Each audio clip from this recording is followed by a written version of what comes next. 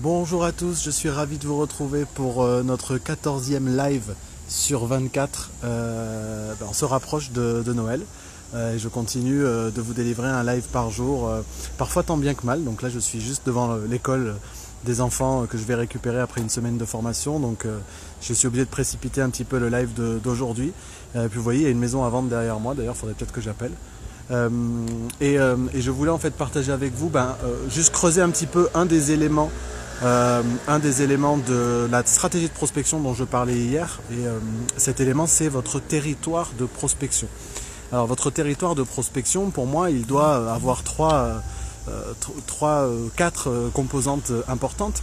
Vous devez impérativement vous assurer que votre territoire de prospection est un territoire de prospection sur lequel il y a suffisamment de potentiel de transaction. Alors ça paraît tout bête comme ça à dire, mais malheureusement en formation je m'aperçois très souvent que les gens font le constat finalement avec un peu de recul et un peu de recherche qu'il n'y a pas un potentiel de transaction suffisant sur leur territoire de prospection. Donc allez jeter un coup d'œil au niveau des DIA, au niveau du site impôts.gouv et allez regarder si effectivement sur votre zone de prospection il y a un taux de turnover de 5 ou de 6% qui vous garantissent un nombre de transactions suffisant.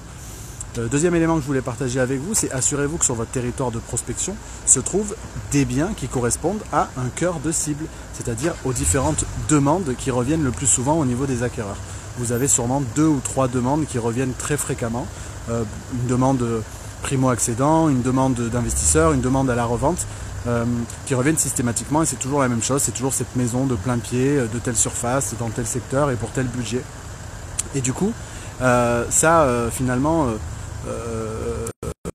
vous devez impérativement vous assurer que vous avez bien ces 2-3 demandes type d'acquéreurs sur votre territoire de prospection, sinon vous prospectez une zone qui n'est pas une zone attractive. Donc ça c'est le deuxième élément que je voulais vous fournir.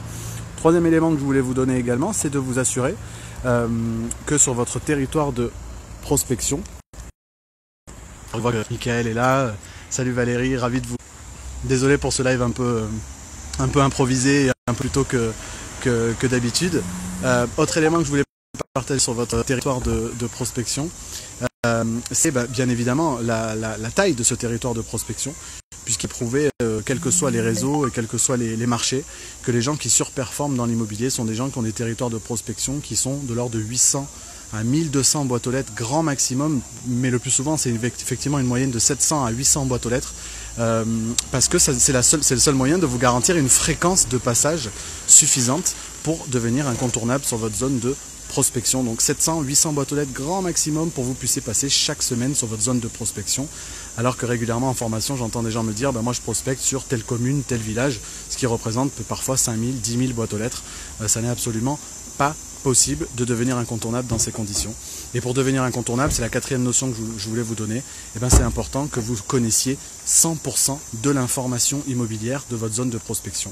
Ce qui se vend, ce qui est à la vente, ce qui est à la vente en face de l'appartement que vous venez de rentrer, ce qui s'est vendu récemment, les opérations de promotion immobilière en cours, les aménagements du territoire. Enfin, vous devez véritablement être au carrefour de toute l'information sur votre zone de prospection, parce que ce sont des éléments et des informations que vos clients, acquéreurs ou vendeurs vont valoriser.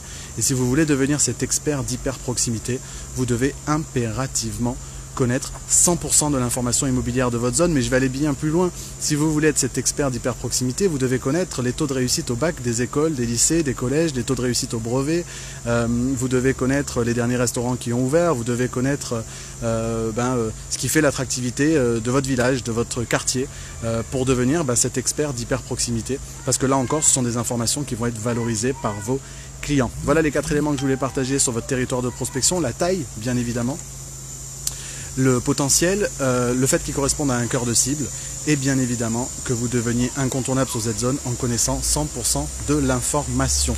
C'était un live un petit peu plus court que d'habitude, je vais vite aller récupérer les enfants. C'était donc le 14e live de notre calendrier de l'Avent. Je vous retrouve dès demain dans de meilleures conditions, sûrement au chaud d'ailleurs, pour vous délivrer notre 15e live. Merci encore d'avoir été présent pour ceux qui sont présents chaque soir. Merci de votre soutien. Je vous dis à très vite et je vous fais de grosses bises. Ciao.